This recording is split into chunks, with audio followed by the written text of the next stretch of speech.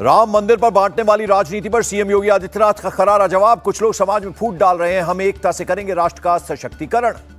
CM योगी ने कहा, राष्ट्र मंदिर के रूप में होगी राम मंदिर की पहचान, सामाजिक एकता का प्रतीक होगा राम मंदिर। अयोध्या में प्राण प्रतिष्ठा को लेकर बड़ी मीटिंग। 25 जनवरी से 25 मार्च तक बूथ लेवल पर अभियान चलाएगी बीजेपी।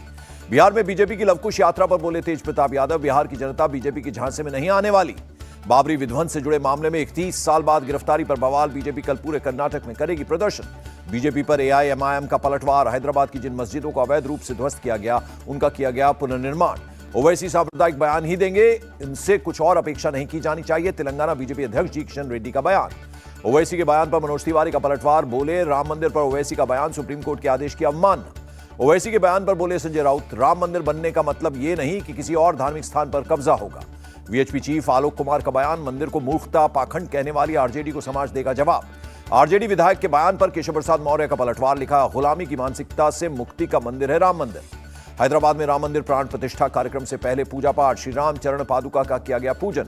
लखनऊ में सीएम योगी ने आवास पर की अहम बैठक। राम मंदिर के प्राण प्रतिष्ठा कार्यक्रम की तैयारियों को लेकर चर्चा। अयोध्या में प्राण प्रतिष्ठा कार्यक्रम में जाने को लेकर बोले अखिलेश यादव, ये भगवान का कार्यक्रम, भगवान जिसको बुलाएंगे वो जाएगा। प्राण प्रतिष्ठा समारोह पर झारखंड के राज्यपाल ने कहा, लोग अयोध्या जाकर प्रेरणा लें, मैं कब जाऊंगा राष्ट्रपति तय करेंगे। जम्मू कश्मीर को लेकर दिल्ली में अमित शाह की मीटिंग। हाल में हुए आतंकी हमलों पर समीक्षा। लोकल इंटेलिजेंस मजबूत करने के निर्देश। मीटिंग में जम्मू कश्मीर के उपराज्यपाल मनोज सिन्हा भी गृह मंत्रालय पहुंचे। गृहमंत्री अमित शाह ने बैठक की अध्यक्षता की। ज्ञानवापी मामले में महिला याचिकाकर्ताओं ने सुप्रीम कोर्ट में एक नई याचिका लगाई। सील की हुई जगह की साफ सफाई करवाने की मांग। विदेश मंत्री एस जयशंकर का बयान। कनाडा की राजनीति में खालिस्तानी ताकतों को दी गई जगह, यह कनाडा के हित में नहीं।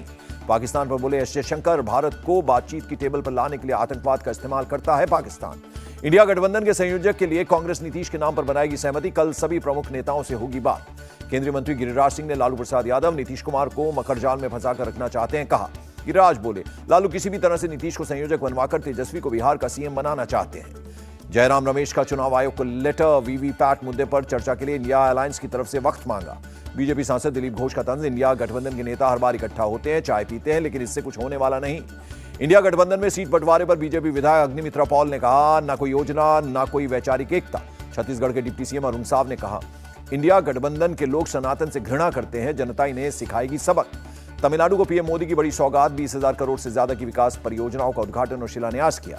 तिरुचिरापल्ली में पीएम मोदी ने किया एयरपोर्ट के नए टर्मिनल भवन का दौरा। ज्योतिरादित्य सिंधिया भी रहे मौजूद। पीएम मोदी ने तमिलनाडु में आई प्राकृतिक आपदा का किया जिक्र। कहा, राज्य सरकार की कर रहे हैं हर संभव मदद। पीएम मोदी ने कहा, 2024 में मेरा पहला सार्वजनिक कार्यक्रम तमिलनाडु में हुआ, ये सौभाग्य की बात। पीएम ने कहा, नई परियोजनाओं से तमिलनाडु के विकास में आएगी तेजी, इन परियोजनाओं के लिए बधाई। कार्यक्रम में बोले ज्योतिरादित्य सिंधिया, पीएम की अगुवाई में विकास और रोजगार का केंद्र बन रहे हैं एयरपोर्ट। तमिलनाडु के बाद लक्षद्वीप पहुंचे पीएम, विभिन्न विकास परियोजनाओं का किया शुभारंभ। कहा, लक्षद्वीप में विकास की अपार संभावनाएं। पीएम मोदी ने दिया भरोसा, अगती समेत पूरे लक्षद्वीप के विकास के लिए केंद्र सरकार काम कर रही है। झारखंड सरकार में बड़े बदलाव के संकेत। हेमंत सोरेन ने कल बुलाई विधायक दल की बैठक। कल्पना सोरेन बन सकती है नई सीएम। थम नहीं रहा हिट एंड रन पर बने नए कानून पर बवाल। देश के कई इलाकों में बस ट्रक ड्राइवरों का चक्का जाम। पेट्रोल पंपों पर लगी लंबी लाइन। यूपी के मैनपुरी में ट्रक ड्राइवरों का बवाल। पुलिस पर प्रदर्शनकारियों ने किया पथराव। पुलिस ने प्रदर्शनकारियों को तितर बितर करने के लिए हवाई फायरिंग की। मौके पर पुलिस बल तैनात।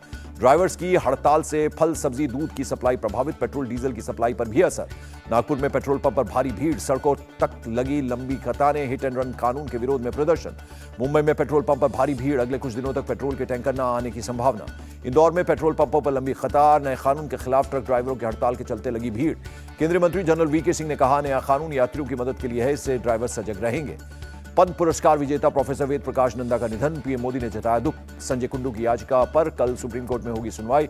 हिमाचल पुलिस प्रमुख पद से हटाने के खिलाफ याचिका। मनी लॉन्ड्रिंग मामले में ईडी के सामने फिर पेश हुए कांग्रेस नेता कार्ति चिदम्बरम। चीनी नागरिकों को वीजा केस में पूछताछ। ईडी के सामने पेश होने पर कार्ति चिदम्बरम ने कहा, इस मामले से मेरा कोई लेना देना नहीं। संसद सुरक्षा चूक में पुलिस से जवाब तलब। आरोपियों से आमने सामने बिठाकर पूछताछ। नीलम की जमानत याचिका पर 10 जनवरी तक जवाब दाखिल करने के निर्देश। भगवंत मान के बयान पर कांग्रेस का पलटवार। लिखा, आप और बीजेपी दोनों का कांग्रेस मुक्त भारत का सपना सपना ही रह जाएगा। भगवंत मान के बयान पर बोले बीजेपी नेता तरुण चुग, दिल्ली और पंजाब की जनता को बेवकूफ बना रही आम आदमी पार्टी। झारखंड में सीएम पद को लेकर बीजेपी सांसद निशिकांत दुबे का दावा, कहा हेमंत सोरेन सीएम पद से इस्तीफा देंगे। निशिकांत ने कहा कल्पना सोरेन बनेंगी नई मुख्यमंत्री, हेमंत सोरेन की पत्नी है कल्पना सोरेन। केंद्रीय मंत्री अनुप्रिया पटेल ने कहा यूपी से एनडीए को सर्वाधिक सीटें मिले, यही हमारा फोकस।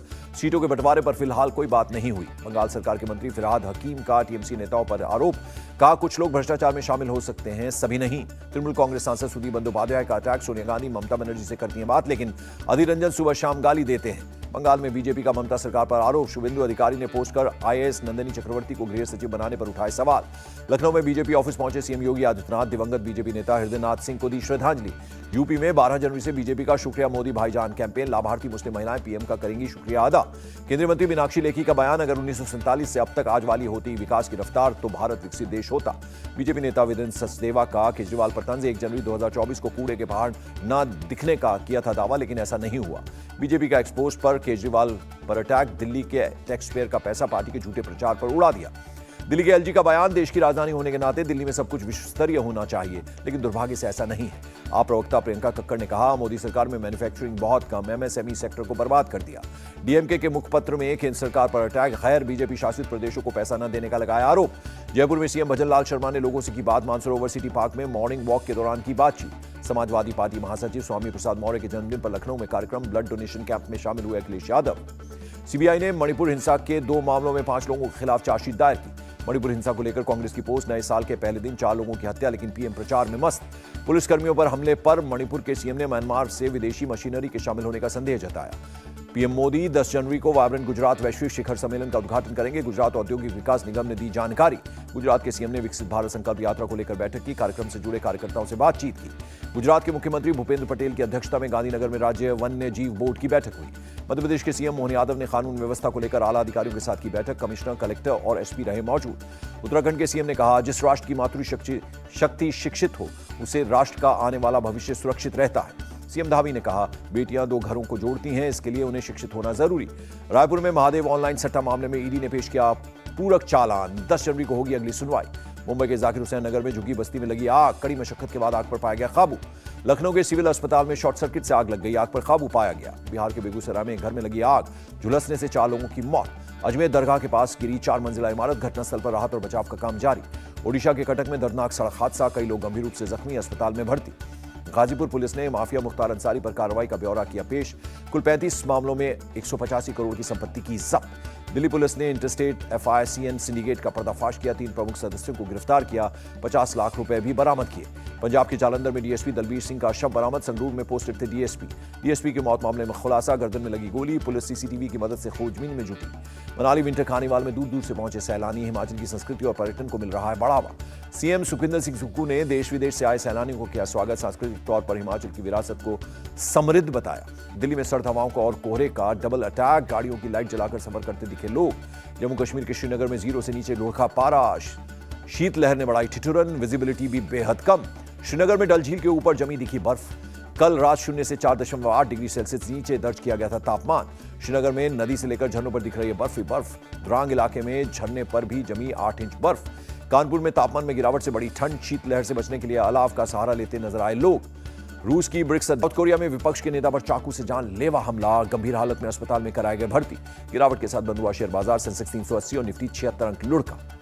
रजनीकांत को मिला राम मंदिर प्राण प्रतिष्ठा का न्योता, बीजेपी नेता अर्जुन मूर्ति ने साझा किया पोस्ट। और मुंबई के सिद्धिविनायक मंदिर पहुंची एक्ट्रेस माधुरी दीक्षित, पति श्रीराम नेने के साथ की पूजा अर्चना।